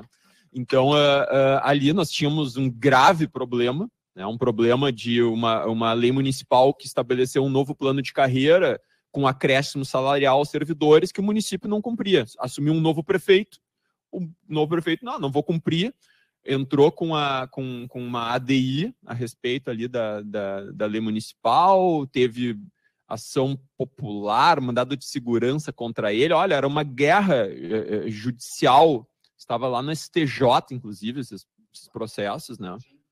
A DIN estava lá no STJ, né, esses processos, só que passaram-se os anos, 4 anos, 5 anos e nada de implementação, uma cidade dividida entre aqueles que defendiam que a lei deveria ser cumprida e aqueles que defendiam que não, né, são servidores públicos privilegiados e tal, não tem que ter plano de carreira novo, não tem que ter aumento salarial. Isso se refletia também na Câmara de Vereadores, uma Câmara de Vereadores dividida, né? E a colega nos procurou, e então nós começamos a pensar na situação, e ali nós fizemos a técnica das pré-mediações, porque se colocássemos todo mundo junto, ia dar uma guerra, né? Então conversamos primeiro com o sindicato dos municipários, nós expusemos a nossa oferta ali para tentar resolver o problema, eles aceitaram. Fomos conversar com o prefeito, com o vice-prefeito e os secretários municipais, mais procuradoria do município de Horizontina. Expusemos também da mesma forma, olha, já conversamos com o sindicato, eles aceitaram, o executivo aceita? Não, aceita. Quem que vocês acham também que poderia contribuir aí com a situação? Aí o pessoal do executivo, não, acho que o legislativo tem que ser chamado. Chamamos, conversamos com os vereadores, com todos os vereadores, né? Fizemos 2 pré-mediações com os vereadores, conversamos com todos os vereadores, verificamos o que eles pensavam, qual era o ponto controvertido na situação, e aí partimos para daí a mediação propriamente dita. Na primeira mediação, resolvido o problema. Por quê? Fizemos pré-mediações muito importantes para a resolutividade da questão. Às vezes, mas eu vou perder tempo falando com cada uma das instituições. Não, a gente ganhou tempo. Ganhou. Porque na primeira mediação, resolvido o problema. E o problema era dividido em 2. Implementação da lei e os aspectos retroativos, patrimoniais. E aí veio uma situação muito importante. Mas por que botaram a Câmara de Vereadores na jogada, se ela nem é parte dos processos? Isso é o executivo que define. Porque estava em vigência a Lei Mansueto. Para o município pagar os atrasados, precisava de uma lei municipal autorizando um rearranjo financeiro para não ter aumento de orçamento, um rearranjo financeiro para que o prefeito estivesse autorizado a pagar os atrasados. Então, era uma situação que dependia dos vereadores. Só que daí o prefeito falou, olha, mas eu não tenho dinheiro para pagar tudo. Nós resolvemos ali uma parte, o prefeito, eu não tenho dinheiro para pagar tudo. E aí a gente via que tinha o presidente da Câmara de Vereadores sempre com a mão para cima, né? E a coisa não chegava e dava aí mão para cima. E aí eu acho que o Paulo Valério, o senhor tem a palavra. Eu tenho a solução para o problema. E a gente se olhou, né? Mas como assim tem a solução? Não, a gente pode combinar o seguinte, a sobra do orçamento da Câmara de Vereadores, nós antecipamos a sobra, entregamos para o Executivo pagar os servidores, os atrasados. Tem a solução. O prefeito, ok, o sindicato fechado, ali fechamos graças ao presidente da Câmara de Vereadores, que teve essa sensibilidade, né? E aí, a lei orçamentária, o rearranjo orçamentário, quando foi para a Câmara de Vereadores, que nós tínhamos uma Câmara de Vereadores dividida e que não ia aprovar, né, esse rearranjo financeiro, aprovou em questão de 3 a 4 dias por unanimidade. E isso que é importante. Trouxe a segurança jurídica para o prefeito assinar um acordo, estabelecendo o retroativo de forma daí parcelada, né? A partir do mês seguinte, o retroativo de forma parcelada em 24 parcelas. Para nossa grata surpresa. Todo mundo gostou tanto de participar daquele acordo, que se passaram ali uns 6 meses, o prefeito resolveu antecipar o pagamento parcelado e pagou à vista no final do ano, como se fosse quase que um 14º, 15º salário ali para os servidores. E foi tudo ótimo, até o prefeito, eu preciso assinar agora um acordo para a gente estabelecer esse meu pagamento à vista. Não precisa assinar, o senhor cumpriu com 18 meses de antecedência o acordo, resolvido. Certo. E aqui um outro diferencial do nosso trabalho, assim, em relação a Sejusc, eu estou querendo fazer esse paralelo para vocês, de maneira didática, poderem entender bem as dimensões que a gente trabalha. Nesse caso concreto, nós produzimos uma peça de adesão, né? Houve uma negociação também com a magistrada da comunidade, fizemos uma peça de adesão porque tem uma relação entre as ações coletivas e as ações individuais. E você tem que dar essa oportunidade para aquele servidor, no caso municipal individual, que, de repente, eu não quero ser abrangido por esse acordo. Eu quero entrar com a minha ação individual na justiça e quero lá ficar litigando paralelamente esse acordo. Mas fizemos um termo, então, de adesão, onde, nos termos do artigo, se não me engano, 102, do Código de Defesa do Consumidor, 104, Código de Defesa do Consumidor, aqueles que desejassem aderir, assinariam aquele termo de adesão. Aderir a quê? Aderir à ação coletiva e ao acordo que foi proporcionado pela mediação. Eu acho que deu em torno de quê, Ricardo? 90 e tantos % de adesão. Então, esse é um diferencial.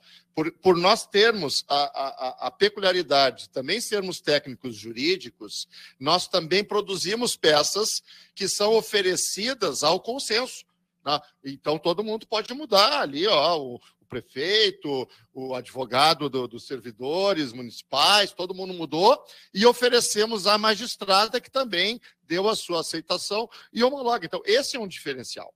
Há mediações em que, sim, é necessário não só o aporte autocompositivo, mas também há a necessidade de um aporte técnico, porque nós iremos produzir peças na medida em que haja um consenso em relação a isso, assim como estamos produzindo outros documentos em outros casos concretos, né? E aqui, me lembrando da colega lá, querida, né, a Bruna, ela disse que surpresa quando a gente começou essa interlocução, que eu teria falado para ela, eu nem me lembro assim especificamente, que nós iríamos fazer num formato de imparcialidade, de mediação, e que se eventualmente tivéssemos alguma coisa não concordando com o colega, nós iríamos procurar apontar. Ela achou isso estranho. Pô, mas como é que eu sou a cliente deles, né? E eles não vão concordar com alguma coisa minha? por isso que, eventualmente, a gente propõe ao colega para que um de nós sirva como negociador ao lado do colega. Como disse a Ivana, nós temos a obrigação de estarmos o mais limpos, entre aspas, é claro, o mais limpos, entre aspas, de emoções. E naturalmente ficaremos, porque nós não estamos lá na ponta. Então, é adequado que um colega nosso, do mediar, fique junto ao colega que está um pouco mais emocionado, e tem que estar, se nós estivéssemos lá, estaríamos na mesma situação dele, para fazer essas ponderações, né? E muitas vezes nós erramos, não fazemos isso, e temos problema. A Ivana vai contar. Até porque, muitas vezes, do outro lado, estão negociadores experientes, ou, o que é pior, negociadores difíceis, né? Então, quando a gente se defronta do outro lado com negociadores por barganha, que fazem a negociação sob pressão, é muito difícil que o colega que também está pressionado e muito desejoso de resolver a sua questão, ele balance, não consiga se colocar, né? E houve um caso, de fato, em que nós estávamos os três trabalhando, mas por uma necessidade de atender um outro caso urgente, o Ricardo saiu de cena e ele era o apoiador direto do colega, e ficamos só eu e o Paulo na condição de mediadores. E o colega se viu muito pressionado naquela situação e também muito envolvido com a comunidade, tentando chegar à melhor solução. E ficou muito difícil para ele. Então, de alguma forma, nós precisamos apoiá-lo, né? Pelo menos a dizer, não, se mantém firme e depois vamos para uma nova rodada. Encerramos por aqui hoje, né? E depois vamos para uma nova rodada. Mas houve, de fato, uma falha nossa em não estarmos ali presentes para apoiar o colega. Mas aí também nós temos esse manejo de dizer, bom, então se encerra por aqui essa sessão e depois nós vamos para uma próxima rodada quando for possível. Vamos pensar agora sobre as possibilidades e temos uma próxima a qualquer momento. A flexibilidade da autocomposição é que nos dá essa possibilidade de manejo, diferente de um processo judicial que sempre é rígido, com prazos, com partes, com posições, né? Com prazos peremptórios. Aqui não, aqui nós temos toda essa flexibilidade de acordo com aquilo que surge para imaginarmos qual vai ser o próximo passo e considerarmos o próximo passo. Só para... aqui, de novo, nós já falamos das pré-mediações, também, e mandar recado. A gente botou ali mandar recado. Isso é uma outra coisa que a gente descobriu, que não, é isso mesmo. A mediação não se extingue com a sessão de mediação. A mediação, depois que você abre, ela fica aberta. Tá? Por quê? Porque você manda recados, e o Ricardo usa uma expressão muito boa, os temas de casa. Tá? Então, nós, nesse caso lá de Horizontina, fizemos vários temas de casa. Dizer, aí eles começam a conversar. O Ministério Público, além da doutora, que era muito respeitável, ela lá, tem mais um pessoal aí de Porto Alegre. Aí aquilo se espalhou pela cidade. Então, olha, o senhor faça isso, o senhor, quem sabe, faça um acordo aqui. Então, quando já veio a coisa pronta, já havia acordos dentro da Câmara de Vereadores, né? Alguns acordos entre a Câmara de Vereadores e o Poder Executivo.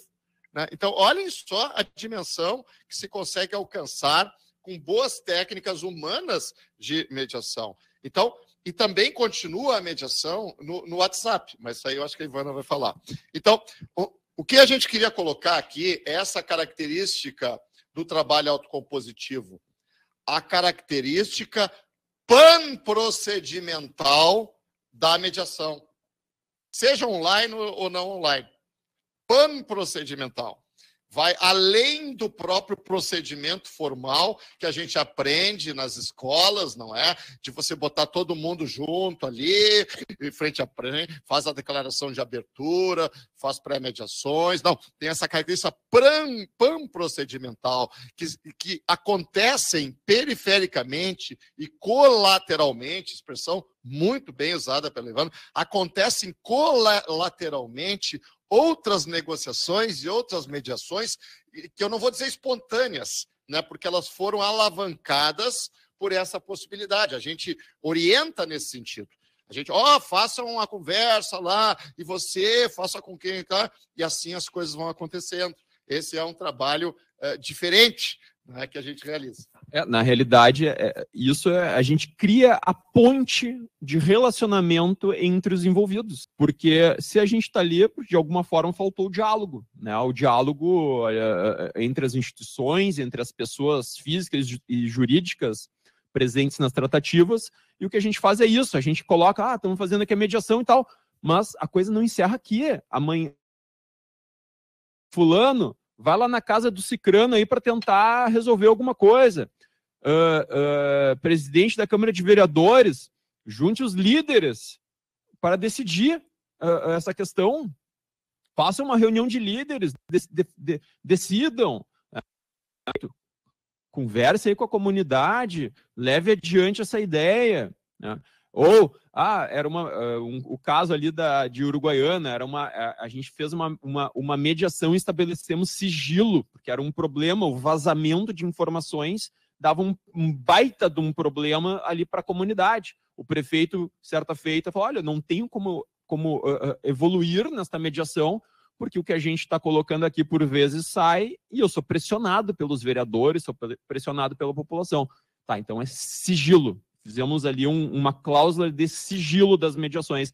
Aí o prefeito, mas como é que eu vou justificar o sigilo para os vereadores? O senhor diga o seguinte, que o primeiro órgão onde nós vamos abrir o sigilo vai ser para os vereadores, presencialmente aí em Uruguaiana, para eles serem os protagonistas da quebra do sigilo. Deu, funcionou.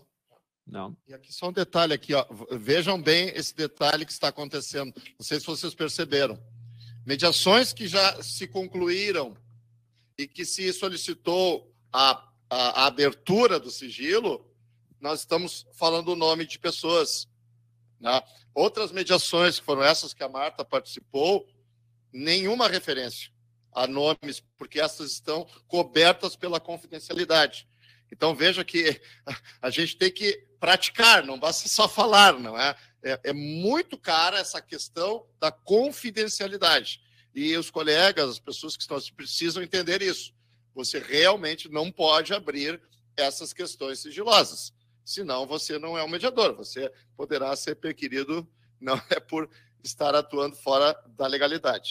A importância que nós já citamos lá no início, bem naquela fase da anamnese também, mas a importância da produção dos dados técnicos que embasem o início da nossa autocomposição. Agora, por exemplo, nós estamos lidando com um caso de um hospital regional que deseja uma redução de vagas pelo SUS, né? Que ele vai oferecer ao SUS. E o que nós fizemos, o que nós vimos que era importante? Conseguir verificar se a lei de filantropia realmente significa um limite àquilo que o município oferece ou precisa contratualizar com o Estado. E essa investigação técnica em que o NAP nos ajudou e também o diálogo com colegas já experientes nos fez ver que não, que esse argumento jurídico legal e que nós podemos seguir pelo caminho de maior abertura para essa negociação e contratualização. E assim, em vários outros momentos, os dados técnicos eles são essenciais, porque eles nos dão a segurança e vão nos dar os parâmetros para os critérios da negociação. Paulinho, contigo. Eu por várias vezes já botei, porque a gente fica no WhatsApp ali, né? Eu já botei assim, me ajudem. Eu boto para o Ricardo e para a Ivana. Me ajudem. Meio que fiquei brabo, meio que estou ansioso, me ajudem. Aí eles entram em campo, né? Isso acontece com a gente também. Então, tu tem que ter humildade suficiente para declarar isso, claro, sigilosamente aqui, não é? Eu não vou dizer, minha gente, agora eu vou passar a palavra para a doutora Ivana porque eu estou ansioso. Quer dizer, não precisa também assim ser tão ostensivo, né? E muitas vezes não, mas algumas vezes acontece de os colegas estarem muito emocionados e começam a travar uma guerra com o outro lado, né? E a gente começa com técnicas ali, né, online, né, para tentar fazer o colega baixar, que às vezes até já houve o consenso, e o colega, porque está muito emocionado, não consegue escutar, né? Então, por exemplo, houve uma situação em que eu mandei uma mensagem para o colega. E fiz uma pergunta. Aí o colega viu no WhatsApp uma pergunta minha e começou a conversar comigo. E quando ele começou a conversar comigo pelo WhatsApp, ele saiu da reunião. Quer dizer, ele ficou só a câmera aberta, mas botou no mudo e começou a conversar comigo. Essa foi uma técnica, não é, de retirada do colega da sessão, pelo menos retirada de fala, sem você dizer assim, ó, cala a boca, não é? Você não pode dizer para um colega assim, a gente tem que tratar com educação. Colega, cala a boca. O que é isso? O que esses caras do mediário pensam que são? Não é? Então, eu fiz uma pergunta para o colega, olha, aí ele respondeu, aí eu fiz outra, e nós ficamos 15 minutos conversando. E aí eu disse para o Ricardo e para a Ivana, assumam a mediação, né, porque eu vou ficar só aqui, restaurando. E aí eles assumem a mediação. Aí a mediação continua com os 10 interlocutores e você fica com o colega ali conversando. Olha, não. Aí eu comecei. Você percebeu que o fulano de tal já meio que concordou com você? Ah, não tinha percebido isso. Não, mas olha só, ele disse tal. Ah, eu não vi isso. Claro, não tinha como ver, porque estava tão emocionado, com tanto cortisol, tanta adrenalina, que aí você perde a escuta e perde a percepção do contexto também. Então, volto a dizer, não é que nós somos melhores que ninguém, é tudo uma questão emocional. Né? Aquele que está melhor emocionalmente vai lá e dá a mão para aquele. E fazemos isso, eventualmente, quando é possível, até com outras pessoas que não são da instituição. Fazemos isso. Manda uma mensagem lá, fulano de tal. Porque às vezes a gente dá os telefones, vamos conversar aqui, o que você está entendendo? E aí eles assumem a sessão. Se for eu que estiver presidindo, porque normalmente nem sou eu, mas eles presidem e eu fico ali mais olhando, né, observando. Né? Então, isso é uma questão muito importante, não é, que se pode fazer e é um ganho da mediação online. Porque isso você não pode fazer face a face. Como é que você vai, entre aspas, tirar, não é tirar, mas é tirar o colega, né? E para conversar com ele no face a face. Ah, dá licença, gente, eu vou sair de mão com o colega, quer dizer, não tem sentido. Então, mas também, eventualmente, quando a gente já né, fez uma boa análise do quadro, a gente se posiciona, nós três, em locais que a gente possa ficar próximo do colega, né? Eventualmente, ou de um colega que a gente sabe que está mais envolvido emocionalmente com aquela situação, e a gente escolhe quem de nós, porque a gente pode encostar o braço no colega, né? Para dar o nosso apoio, para segurar ele um pouquinho, assim, espera um pouquinho, né? Agora não fala, para dar essa orientação. Então, isso também, quando é presencial, a gente tem alguns métodos para cuidar melhor, né, de todo o quadro para chegar aos melhores resultados. E outra questão importante, né, por vezes a gente entra em algum debate, algum caso em concreto que há uma animosidade muito grande, tá? Não nossa, mas principalmente de instituições ou de pessoas a respeito do caso. A gente vê muita questão política mesmo envolvida, tá? Então, qual é a nossa regra? O colega sempre tem que ficar preservado. Se alguém tiver que tomar uma atitude mais dura, tomar alguma rédea mais forte de interlocução, é um de nós, 3. Porque o colega tem que estar preservado. E é isso que a gente faz. Né? Diversas situações ocorreram que um de nós 3 foi para o confronto, né, de palavras com algum interlocutor que não estava agindo também de acordo com as regras colaborativas das nossas tratativas. Então, também a gente não pode deixar o colega desprotegido, né, nesse aspecto. Então, a gente entra para dar um equilíbrio nas tratativas e deixar o colega preservado. Né? Isso é uma questão. É bem importante a questão aqui que vocês estão falando, que no presencial é a pausa, né? E que não é um hábito ou uma prática utilizada no Ministério Público. né? Então, é prever o tempo, e eu que já presenciei vocês usando essa pausa, ela é bem importante. E eu queria só colocar para o Paulo que, na realidade, também o WhatsApp funciona hoje no presencial um pouco também. Não é o adequado, mas acaba. Nós mesmos que estamos aqui, estamos também, quer que não vê, um pouco no WhatsApp com as suas equipes, né? Então, acho que essa pausa aí tem que ser mais difundida. Esse slide ele é especialmente importante porque ele nos remete a uma série de linguagens não verbais, né, que a gente precisa colocar aqui. A Ivana já destacou. Tá? É bem verdade que algumas linguagens não verbais não se consegue fazer online. Você não pode, por exemplo, fazer a linguagem tacésica, se chama linguagem tacésica, do tato, né, de você tocar as pessoas, não, e até de se colocar, às vezes, o próprio corpo, você não consegue fazer isso online, ou pelo menos não consegue fazer da forma ótima como se consegue fazer face a face. Né? Então, claro, tudo isso é consensualizado. Bom, agora só que falta, né? Vou começar a tocar nas pessoas, né? Tudo isso é consensualizado. Há colegas que têm interlocuções variadas com a gente, já são praticamente do mediar, né? Estão sempre negociando com a gente, então eles já sabem disso. Então, a gente só... E aí, eu posso te tocar, a gente brinca? Pode. Por quê? Porque os colegas pedem isso, porque em alguns casos a coisa é tão dura, para eles é tão emocionalmente sofrível, né? E sofrido aquilo, que às vezes um contato, uma mera mão no antebraço já funciona. Né? Houve uma situação que eu apertava tão fortemente a mão de um colega, não é? Que eu fiquei até meio constrangido, né? E nós dois, de uma reunião grande, até judicial, e nós ali embaixo da mesa de mão, e eu cheguei e disse para o colega assim, é um amigo, um irmão, né? Tô apertando demais, e ele, não, tá bom, continua.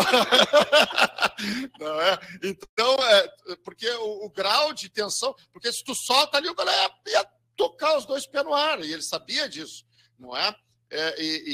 E hoje em dia a gente conversa, né? O nível de técnica desse colega é um dos colegas mais qualificados em técnicas autocompositivas. Alguns outros colegas até referem, mas como a pessoa está diferente, né? A pessoa baita de um técnico de autocomposição, além de um excepcional colega e pessoa. Quer dizer, então tudo também vai dar humildade, não é? De a pessoa se deixar tocar. E houve situações até, e se faz isso também com pessoas de fora do Ministério Público. Pessoas que já confiam em nós, já trabalharam conosco em outros cenários, que a gente se coloca corporalmente para evitar o toque. Né? Houve uma situação em que advogados quase entraram em pugilato numa reunião e eu me levantei e me coloquei entre os dois e fiz uma posição de submissão. Eu baixei, porque a gente aprende também posições de submissão, né? Isso está num livro da Amy Cuddy, né? Amy Cuddy, O Poder da Presença. Eu me levantei, vão brigar, né? Na frente de uma magistrada, e eu me levantei, fiquei entre os dois e baixei assim a cabeça e fiquei numa posição de submissão, né? Claro, porque senão, imagina, se tu faz uma posição de exuberância, qual é desse cara, né? Então tu ficas numa posição de submissão, e aí eles foram baixando a bola e se ofendendo, assim, né? E então, essas técnicas a gente tem que estar preparado. Também numa outra interlocução em círculo isso aconteceu, houve agressões e ofensas, até a imputação de crime a um dos interlocutores, e eu tive que me levantar no círculo, né? Então, alguém dirá, não, mas a técnica do círculo não permite que você faça isso. Você vai deixar as pessoas brigarem? Não, mas a técnica do círculo não permite que você se levante. Não, para aí. Não é? E foi tão boa a tua... Foi tão pertinente tu ter te levantado naquele momento que logo as pessoas se deram conta. Dali a pouco se pediram... No final, tudo se resolveu muito bem, né? Até no momento inicial ficaram meio... né, perplexas, mas logo todo mundo foi se tranquilizando, voltando a si, né, e pôde prosseguir com muito êxito essa interlocução nesse círculo que se fazia. Então, de fato, assim, tem mediação, autocomposição não é só uma escuta boazinha, enfim, né? A gente tem que desmistificar isso também. Tem momentos em que a gente precisa ser muito contundente, tem que ir direto ao ponto, tem que parar as pessoas quando elas estão se excedendo, tem que dizer aquilo que precisa ser dito, claro, da melhor forma, mais respeitosa possível, mas a gente precisa se colocar para que a gente prossiga de uma forma razoável e respeitável. A flexibilidade cronêmica, não é? Isso é uma outra linguagem, é uma linguagem cronêmica, que é a linguagem do tempo. Há negociadores competitivos, difíceis, como a Ivana ressaltou, que usam muito disso, né? Então, está todo mundo já lá, já passou 20 minutos e a beleza não aparece. Né? A beleza não aparece e aí começa a tensionar. Né? Houve um caso concreto, especificamente, que um dos nossos colegas disse assim, vamos encerrar isso aí, vamos botar na ata, e a pessoa não apareceu, e vamos tocar no outro ambiente. Calma, aí você vai fazendo a regulação emocional, que a gente sabe, a gente conhecia o negociador e sabia que aquilo era técnica. Tá? Então, aí que está, você não pode morder as iscas. Tá? A gente, e mesmo nós, eventualmente, mordemos. Então, o negociador competitivo, ele vai lançar a isca, ele vai tentar te colonizar. Tá? E se ele conseguir perceber que, de alguma forma, tu caísse na isca, ele vai fazer aquilo de novo. Então, por isso que tem que estar bem atento a essas questões. Aí começamos a fazer uma regulação emocional. Não, mas calma, daqui a pouco ele vem e tal. E no WhatsApp, nós falando com as partes, olha, onde é que está, falando de tal. Não, parece que ele vai entrar. Pô, 25 minutos, o sujeito entra. E foi decisiva aquela reunião. Tá? Foi decisiva. Então, às vezes, e aí você tem que estar calmo e você tem que conhecer as técnicas. Você tem que assim, não pode entrar aquela, isso é um desrespeito ao Ministério Público. Vamos deixar. A pessoa está usando uma técnica abusiva e você não pode ser ingênuo. Né? Você tem que ser profissional. Né? Não, mas eu não concordo, eu não tenho sangue de barata. Bom, meu querido, mas então, né, vá tentar resolver esse problema numa outra esfera, né? Vá tentar se regular numa outra esfera. Nós não podemos entrar nessa. Né? Então, a questão cronêmica também diz respeito a não acelerar também muito. Né? Não acelera muito. Há coisas que você tem que dar tempo ao tempo. Então, por isso que a gente botou breaks, que são times, né? Então, como a Ivana fez uma proposta, naquele caso concreto, muito, muito especial, né?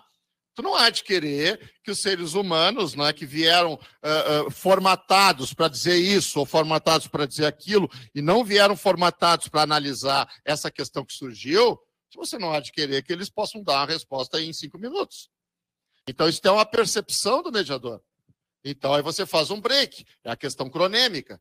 Dá um tempo. E Paulo Valério, se eu puder contribuir, claro. Inclusive, assim, a gente se depara e muito com um negociador competitivo, que ele já chega na tratativa dizendo, olha, nós temos uma semana para resolver este problema aqui, que senão a casa vai cair, as coisas não vão acontecer, vai ser o fim do mundo. E aí ele entra com a competitividade e a ansiedade já imperando, e a gente vê que isso aí é contagioso, já começa, mas como é que a gente vai fazer? E aí a gente tem que ter, não, calma, nós não estamos nessa dinâmica de tempo imposto, a dinâmica de tempo é para uma outra situação. Nós estamos resolvendo de acordo com o seu tempo, nós não podemos acelerar. Acelerar demais significa dar uma ansiedade e uma possível, uma probabilidade alta de tomar decisões equivocadas. É isso que a gente tem que ter presente.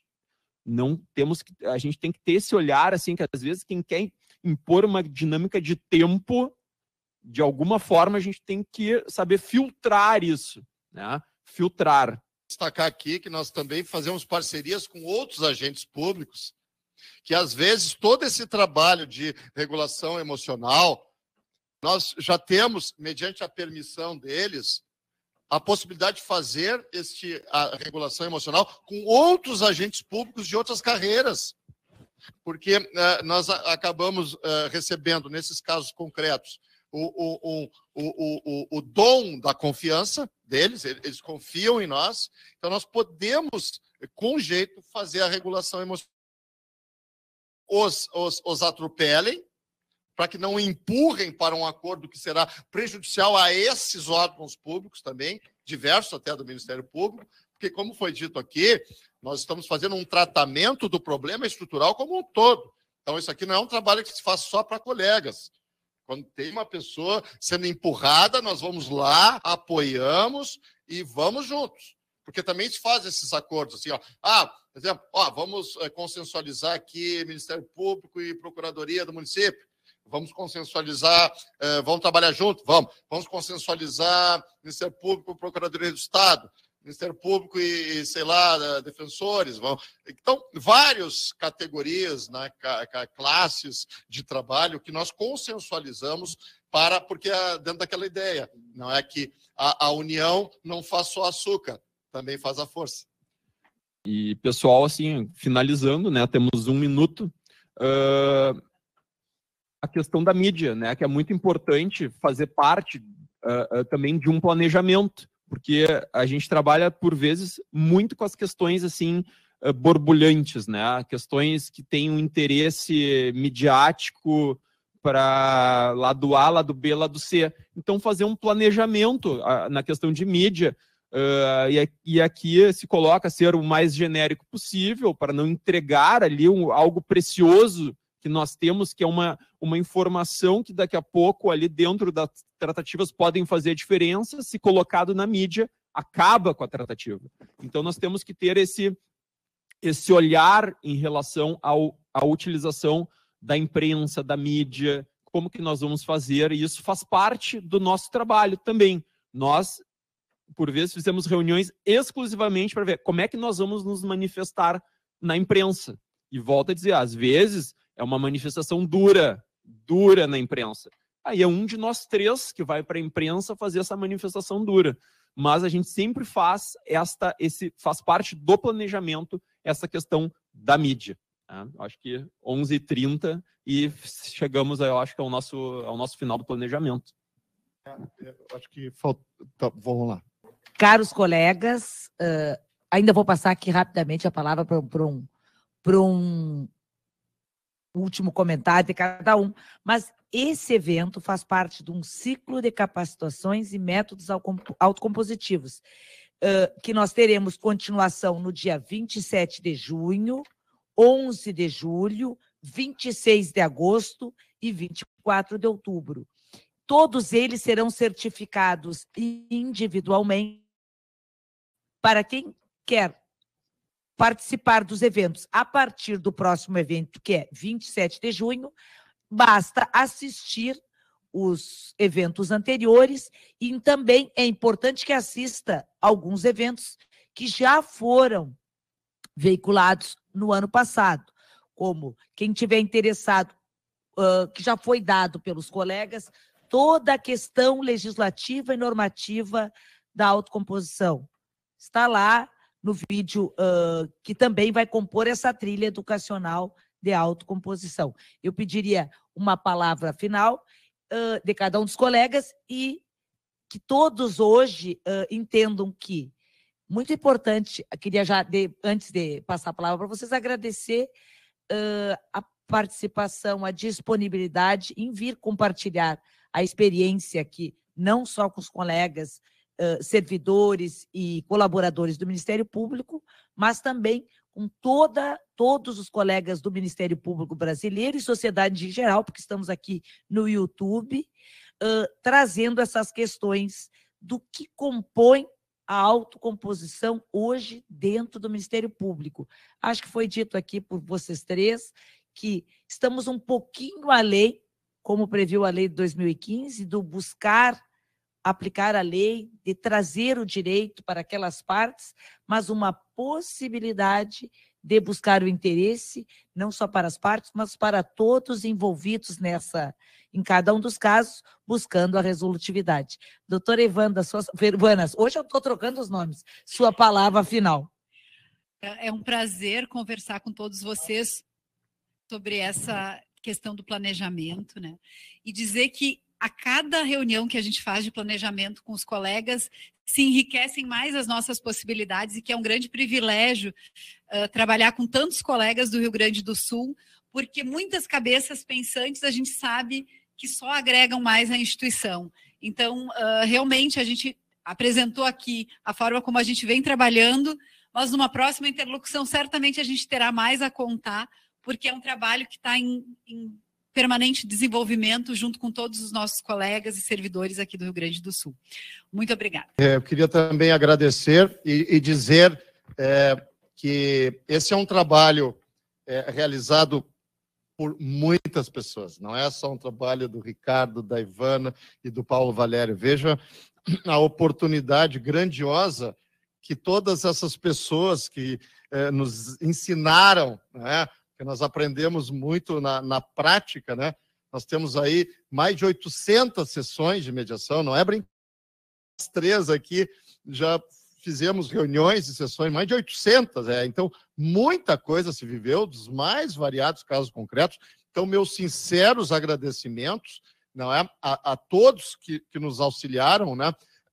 Fazendo uma comparação que não é uma comparação, bem dura até, né? Mas muitas vezes nós somos apenas, como disse o Chico Xavier, os carteiros, né?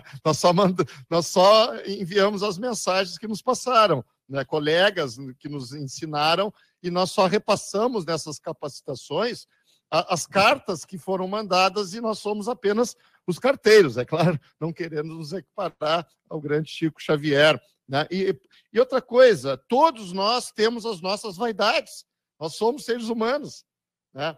Somos do Ministério Público, que já tivemos, fomos forjados numa dimensão bem adversarial, né, de algum nível de arrogância, que nos reconhecem também assim, com razão. Então, nós não desejamos o protagonismo. Isso são palavras do Ricardo. O Ricardo sempre diz, mediar não deseja o protagonismo. E eu sempre trago nas aulas, não é, no final, nas minhas aulas, um cogumelinho, né? Que pelos seus micélios, que são aquelas coisinhas brancas, unem as várias árvores frondosas, que são os negociadores, que estão no problema. Eles sim são os protagonistas, os colegas, todo mundo que está ali num problema estrutural. Nós somos aquele cogumelinho ali. Essa é a nossa pretensão. Então, por isso, a humildade altiva, a humildade profissional, para que a gente possa fazer um trabalho que realmente traga alguma alteração na sociedade, para uma sociedade mais humana, né? Uma sociedade mais integral, vamos dizer assim. Muito obrigado. Então, também gostaria de agradecer mais uma vez ao CEAF, né, a doutora Marta Beltrame, colegas aqui, servidores, que sempre nos recebem muito bem aqui no CEAF e que nos dão a tranquilidade de passar adiante aquilo que a gente aprendeu e vem aprendendo com os colegas, com os servidores, com instituições outras, públicas e privadas, que nós empreendemos nas nossas interlocuções. Isso é muito importante, essa tranquilidade aqui. E colocar também que nem tudo se resume à autocomposição, a acordos. O que importa, assim, é que nós tenhamos uma resolutividade no nosso dia a dia. É isto, resolutividade. Para aquilo que a gente conseguir resolver desta forma, ótimo. O que não conseguir resolver, nós temos o poder judicial. Ficamos as nossas ações judiciais, ao invés de quantificarmos, nós qualificamos. Menos ações, mais qualificadas, mais diálogos, mais resolutividade. Então é isso que a gente aqui defende. Então, muito obrigado e até a próxima. como está no chat, dia 27 de junho, aguardamos todos vocês para trabalhar um pouquinho a questão das técnicas e métodos autocompositivos. Obrigado a todos que nos acompanharam, a equipe que nos deu todo o suporte e aguardamos vocês todos dia 27.